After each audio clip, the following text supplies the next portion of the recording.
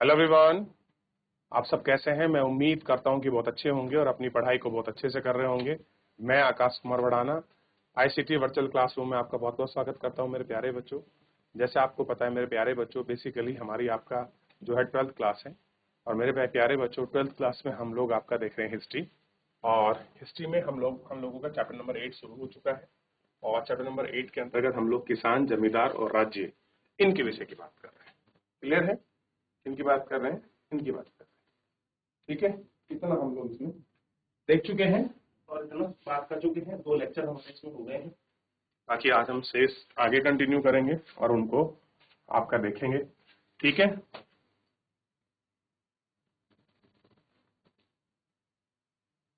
चलिए देख लिया आपने।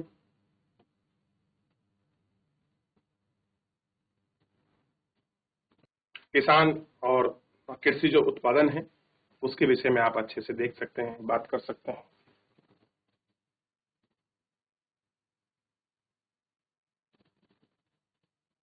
चलिए देख लिया इतना।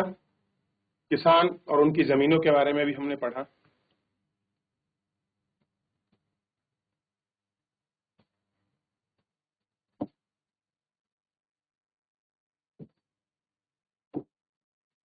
क्लियर है?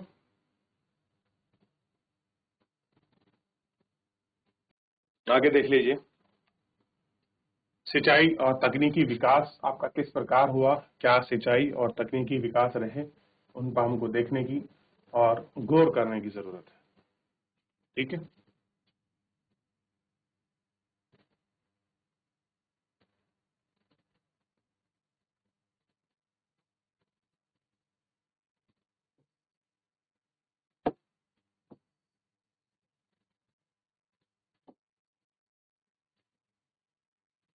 देख लिया।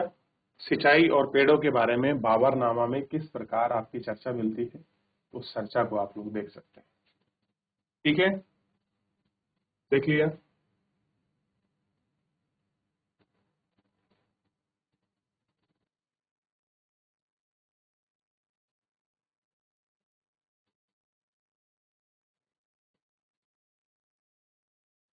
चलिए आगे बढ़े। फसलों की भरमार किस प्रकार होती थी, कितनी फसल पैदा होती थी, इसके बारे में बड़े अच्छे से बताया गया। अब आगे बढ़ते हैं। कह रहे हैं कि 17वीं शताब्दी में दुनिया के अलग अलग हिस्सों में कई नई फसलें भारतीय उपमहाद्वीप में पहुंची। जैसे मसलन मक्का भारत में अफ्रीका और स्पेन के रास्ते आए। 7वीं शताब्दी तक इसे गिनती पश्चिमी भारत की मुख्य फसलों में होने लगी। ठीक, जैसे टमाटर, आलू, मिर्च जैसी सब्जियां नई दुनिया में लाई गई। टमाटर हो गया, आलू हो गया, मिर्च हो गया और अनानास और पपीता जैसे फल वहां से ही आए। ये सब कहाँ की फसलें हैं? ये रियल में अगर आप देखोगे तो ये भारत की फसलें नहीं है जो आप इतने शौक और चाव से खाते हो। ये सब बाहर की फसलें। क्लियर है? आप इनको देख सकते हैं।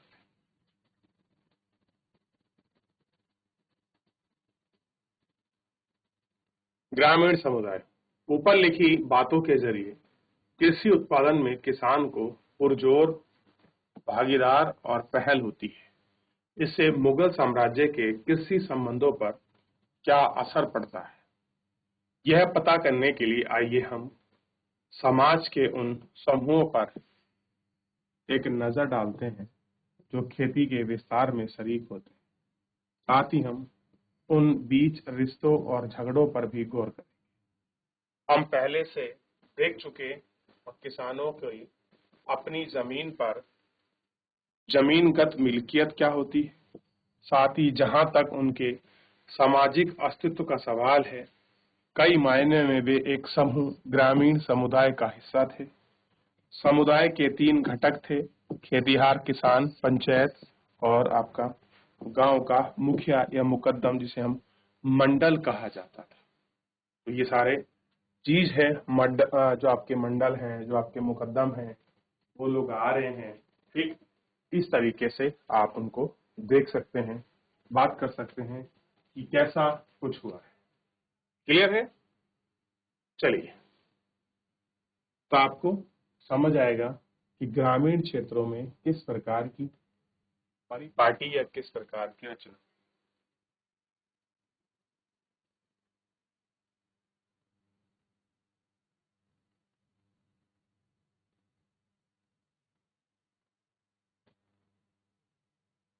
जाति, ग्रामीण और माहौल। जाति और अन्य जाति जैसे भेदभाव की वजह से खेतीहार किसान कई तरह के समूह में बटे थे। कैसे थे? कई प्रकार के समूह। खेतों की जुताई करने वाले एक बड़ी तादाद लोगों की थी जो नीच समझे जाने वाले काम में लगे थे या फिर खेती में मजदूरी करते थे। हालांकि खेती लायक जमीन की कमी नहीं थी। कह रहे हैं यहाँ जितनी हमारी उपभोग्य योग्य भूमि है उसके लायक नहीं थी। फिर भी कुछ जाति के लोग सिर्फ नीची समझे जाने वाली, काम में दिए जाने वाली, इसी तरह के गरीब रहने वाले मजदूर और जनगणना से तो उस वक्त में नहीं होती थी, फिर भी थोड़ा बहुत आंकड़े तथा तथ्य हमारे पास हैं, उनसे पता चलता है कि गांव की आबादी का एक बड़ा हिस्सा ऐसे समूह का है जिनके पास संसाधन सबसे कम थे। ये जातियां व्यवस्था की पाबंदियों से बंधे थे। इनकी हालत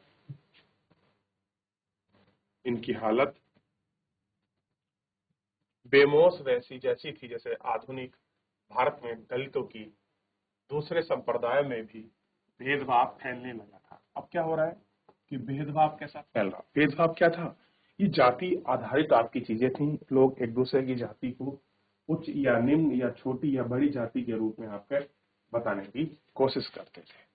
मुसलमान समुदाय ने हलाल खोरना जैसे नीचे कामों से जुड़े गांव के हर्दों को बाहर रख सकते हैं। इस तरह गांव में मल्लाह जादू यानी कि शाब्दिक अर्थ है नाविक के पुत्र। क्या है? जो मल्लाह होते हैं, जादाओं को क्या करा? जो मल्लाह मतलब जो आपकी नाव चलाते हैं, जो उनके लड़के होते हैं, की तुलना दासों से की जाती थी। यानी कि कुछ कामों को हमारे समाज ने इतना नीचे की स्थिति का दिखाने का प्रयास किया जितने कि वो नीचे की स्थिति के नहीं थे। ठीक है।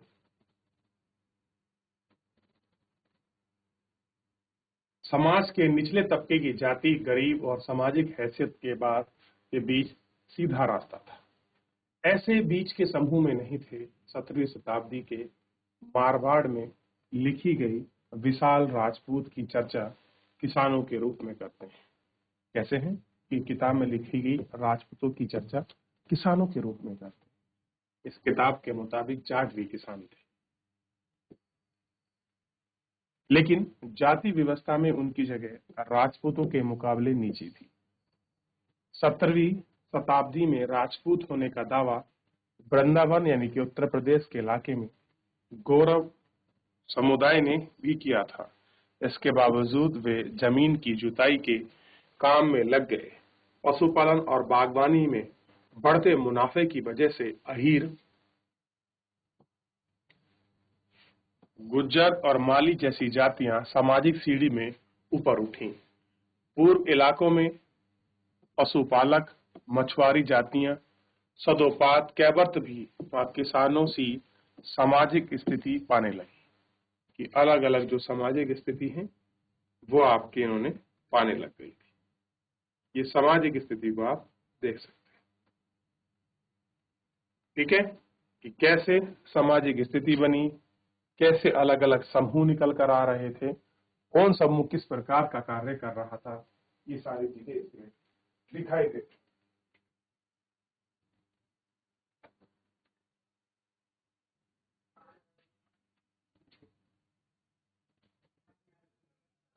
पंचायतें और मुखिया।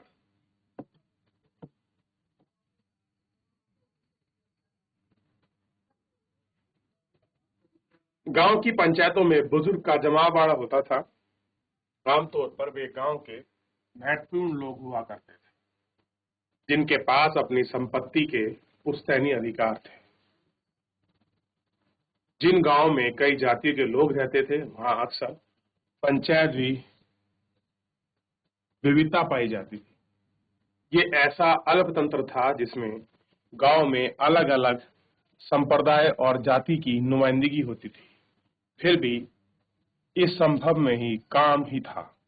छोटे मोटे और नीची काम करने वाली खेतिहार भूमि के लिए इसमें कोई जगह नहीं होती थी। पंचायत का फैसला गांव को में सबको मानना पड़ेगा। क्या है? तो पंचायत का फैसला है वो गांव में सबको मानना पड़ेगा। देख लिया। पंचायत का सरदार एक मुखिया होता है जिसे कुतुम या मंडल कहते हैं। कुछ स्रोतों से ऐसा लगता है कि मुखिया का चुनाव गांव के बुजुर्ग का आम सहमति से होता है।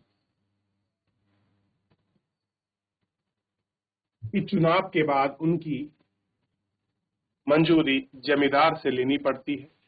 मुखिया अपने ओहदों पर आपका तभी बना रह सकता है जब गांव के बुजुर्गों को उसे भरोसा था। यानी कि पंचायत में जो था एक सरदार यानी कि एक आपका मुखिया होगा जिसे मुकद्दम या मंडल कहते हैं। और बहुत सारे स्रोत ऐसे हैं जहां पर गांव में चुनाव था और बुजुर्ग अपनी सहमति के माध्यम से उस व्यक्ति को चुनते थे। तो व्यवस्था कैसी हुई? ये व्यवस्था हुई लोकतांत्रिक व्यवस्था। ठीक।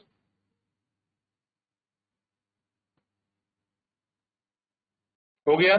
चलिए, ऐसा नहीं होने पर बुजुर्ग को उसे बर्खास्त कर सकते थे।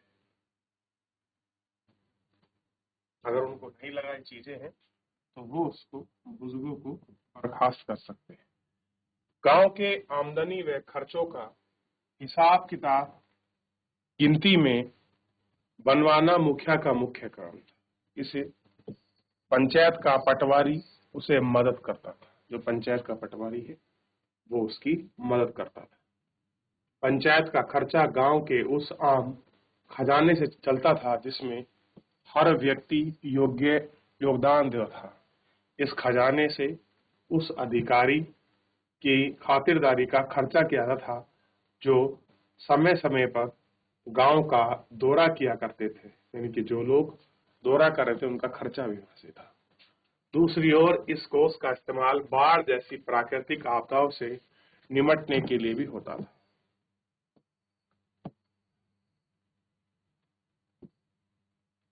ऐसी समुदाय कार्यों के लिए भी किसान खुद नहीं कर सकते थे, जैसा कि मिट्टी के छोटे मोटे बांध बनाना, नहर खोदना, ये सारे काम इसमें ही थे। चलिए देख लिए तो किस तरीके का काम था, कैसे बुजुर्ग बनाते थे, कैसी आपका मंडल स्थिति बनी हुई थी, मुखियाओं को चुनने की क्या पुश्तैनी दौड़ थी, किस प्रकार उनको रखा गया और कैसे उनको सुनिश्चित किया गया था। ये सारी चीजें हमको इसमें देखने के लिए मिली।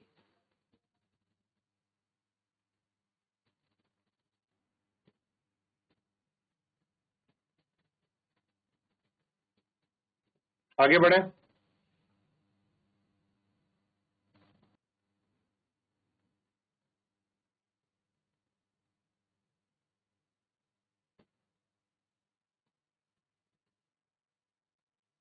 चलिए, अब आप देख रहे हैं कि प्रारंभिक में जो है चित्र दिया गया है, गांव के बुजुर्ग बैठे हैं और इस तरीके से सबको जोड़ा जाता था।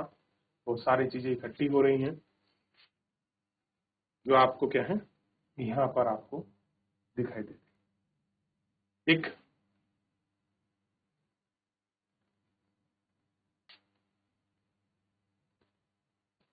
पंचायत का एक बड़ा काम तसल्ली करना था कि गांव में रहने वाले अलग अलग समुदाय के लोग अपनी जाति की हदों के अंदर रहे। पूर्वी भारत में सभी शादियां मंडप में मौजूदगी में होती थीं। यूं ही कहा जा सकता है कि जाति का अवहेलना रोकने के लिए लोगों के आचरण पर नजर रखना गांव के मुखिया की जिम्मेदारी थी। जो आचरण है उनके आचरण पर नजर रखना क्या थी? गांव की जिम्मेदारी। गांव अपने काम अपनी जिम्मेदारी से करे। अपनी जिम्मेदारी से निभाई, यही आचरण था और यही आचरण आपका फॉलो किया जाता था, जिसको हम लोग आपका देखते भी थे। ठीक, कैसा हो कार्य? सारे कार्य आचरण पूर्वक उसी हिसाब से किए जाएं जैसा आचरण है। क्लियर है? ये सारी चीजें देखने की थी और यही बात इसमें रखी भी गई। क्लियर है?